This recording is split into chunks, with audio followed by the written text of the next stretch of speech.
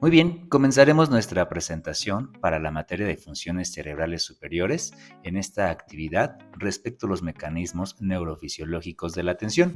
Nuestro equipo está conformado por la señorita Janie Roxana Escamilla, el señor Edgar Jesús Sierra y su servidor Miguel Salvador Viveros Solís. Comencemos. ¿Qué es la atención y cómo opera durante la cognición? Vamos a ver esto.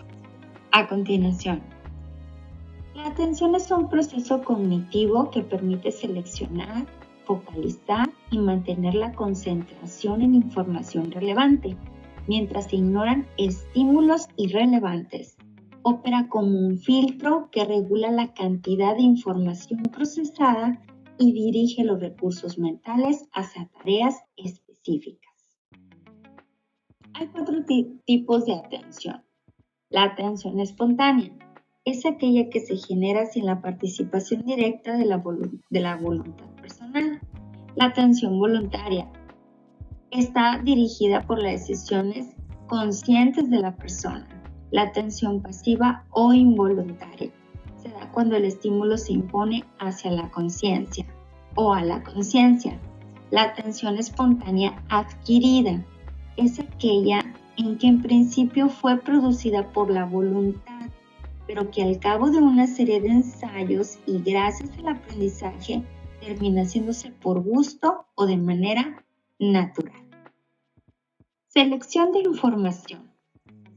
La atención filtra estímulos del entorno o pensamientos internos, enfocándose en lo más relevante para la tarea en curso.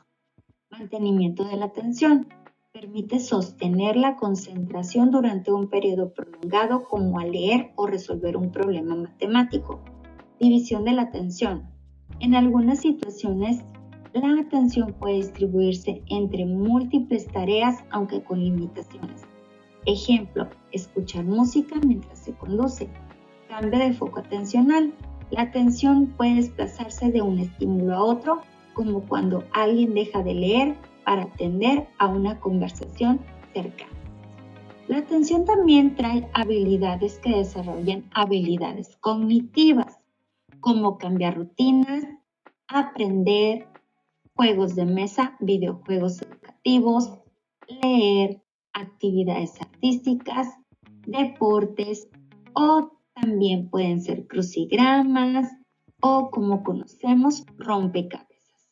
Todo esto hace que nuestras habilidades cognitivas se desarrollen de una manera más progresiva. Es muy importante conocer que la cognición lleva un proceso de atención. Después de esto nos lleva a una percepción. La percepción nos lleva a razonar con la memoria y la imaginación, para después tomar decisiones a través del pensamiento expresado por un medio de lenguaje. Así es el proceso de la cognición. Los procesos cognitivos también tienen modelos teóricos de la atención. ¿Qué son los modelos teóricos de la atención? Existen varios modelos que explican cómo opera la atención en la cognición, según algunos autores. Por ejemplo, están los modelos de filtro temprano, de 1958, por Bromberg. Sugieren que la información es filtrada antes de ser procesada a nivel semántico. Están los modelos de filtro tardío, de 1963. Postulan que la información se procesa inicialmente y luego se selecciona la más relevante. Está también el modelo de la capacidad limitada de Kahneman, de 1973.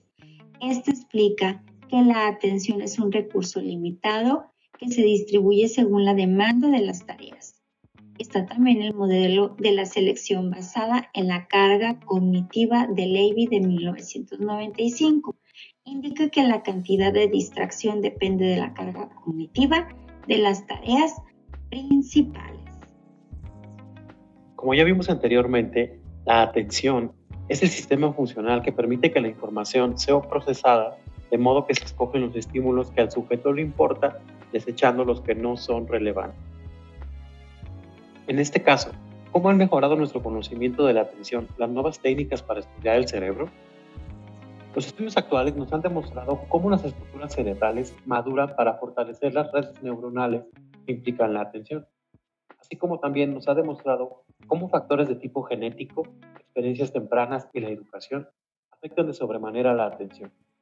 De esta forma, nos ayudan a elaborar estrategias para mejorarla y poder ayudar a enseñar cómo mejorar la atención.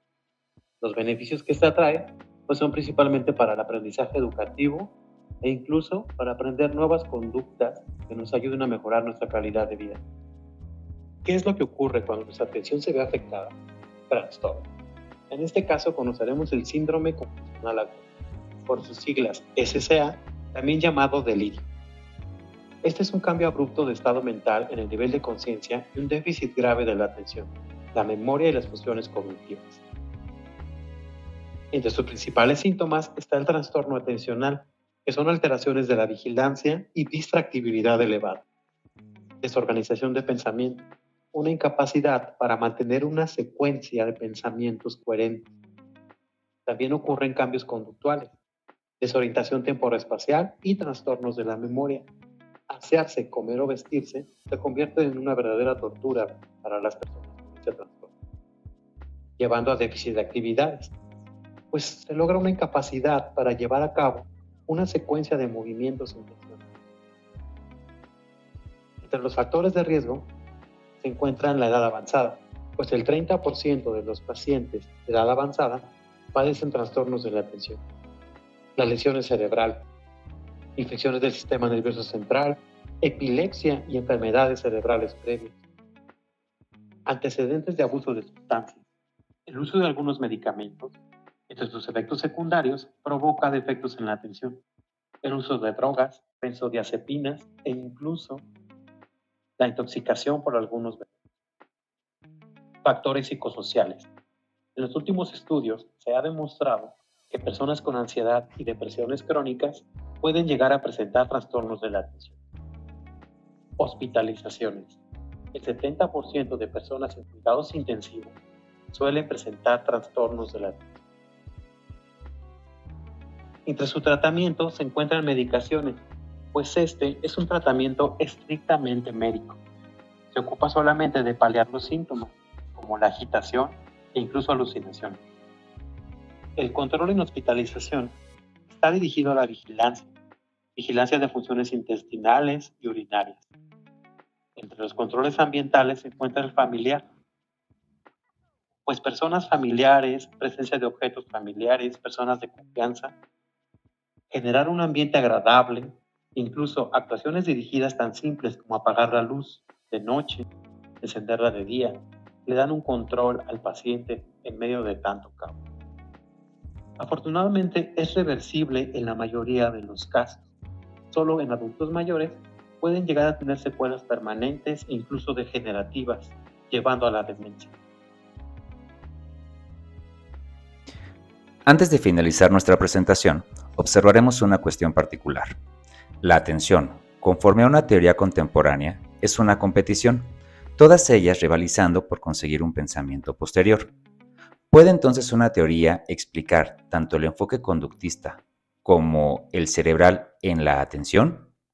La pregunta en cuestión es en verdad interesante. Para responderla, vamos a plantear un contexto. En el enfoque conductista se considera que los estímulos que son más sobresalientes o relevantes para cada individuo tendrán más probabilidad de captar su atención. Por lo tanto, desde una parada meramente cerebral, la competición por la atención puede estar relacionada con procesos neuronales, donde las diversas áreas cerebrales compiten por recursos que son limitados. Por ejemplo, la capacidad de procesamiento o la asignación de recursos cognitivos. Ahora bien, retomando nuestra interrogante, podríamos decir que sí, en efecto, esta supuesta teoría podría ser la teoría de la competición, ya que la teoría de la competición es un marco unificador, ya que aborda los aspectos observables del comportamiento conductual, así como los procesos neuronales subyacentes asociados a la atención. Esta perspectiva ofrece un enfoque integrador para entender cómo la atención selecciona y procesa la información en diferentes niveles, desde la observación del comportamiento hasta la actividad neuronal del cerebro.